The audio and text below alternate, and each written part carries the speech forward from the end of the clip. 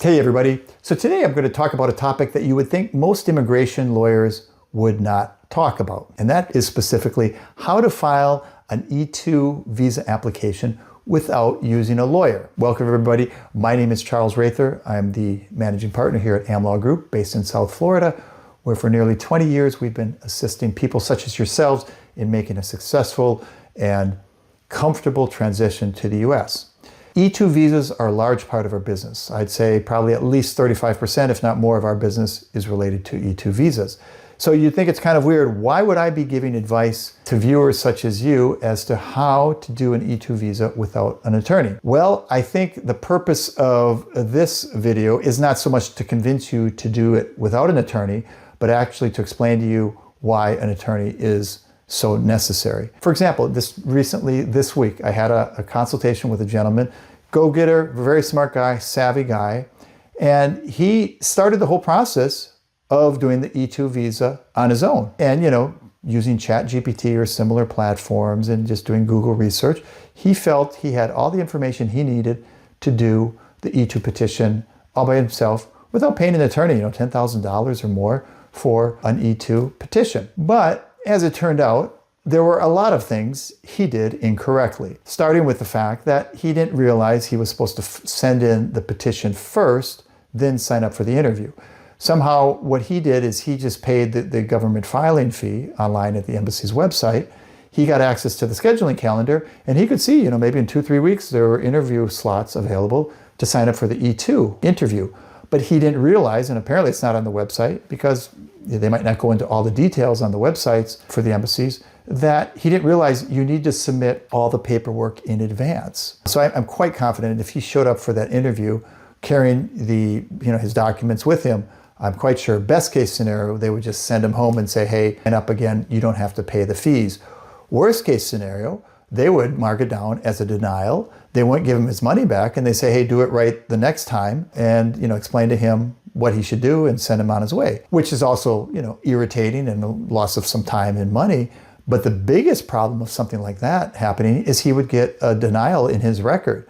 And once you have a denial in your record, it's not a scarlet letter, but it certainly significantly complicates your ability to get an approval later. Again, depending on what visa you're filing for and what the circumstances are, sometimes getting it really is not that big of a deal. But if you get a denial with an E-2 and you subsequently want to file for an E-2 and want to refile, having that E-2 denial there is going to follow you for quite some time afterwards.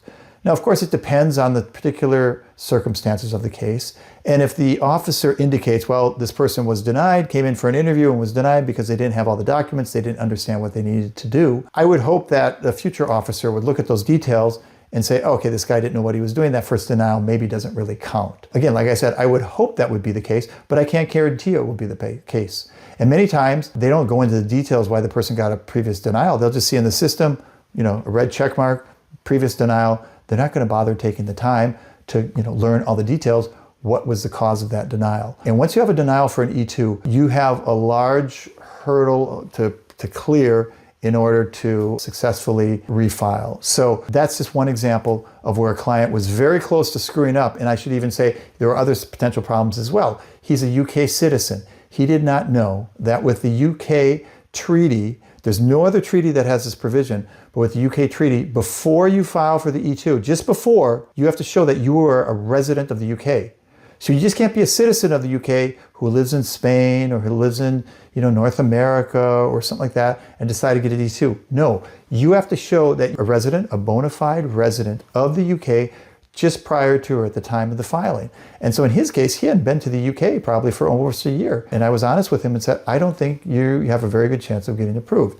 So we're working through some other options. His wife has different citizenship. She could be the main applicant. But again, this is all an example of there's a lot you can maybe do on your own, but there's a lot when you're not working with an experienced professional that you could screw up with.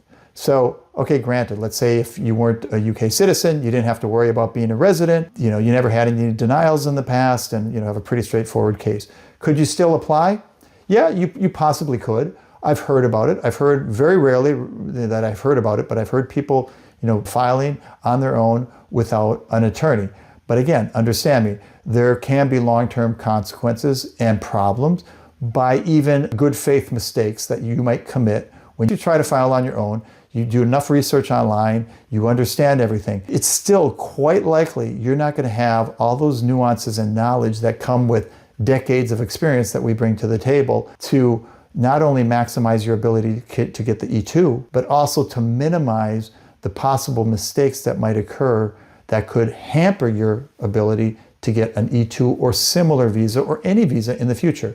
Again, there's different ways they look at different visas. If you get a denial on an E-2, yeah, that's not going to really affect your chances to get an EB-5 or let's say an EB-1A. But if you get a denial for an E-2, it very well can affect your ability to get an E-2 in the near future after that. If you don't have a tourist visa, very well could lead to challenges in getting a tourist visa after getting a denial and other complications that could arise just because you simply aren't aware of all the nuances that exist. So like anything in life, yes, there's ability to save money, and that's probably the biggest motivating factor.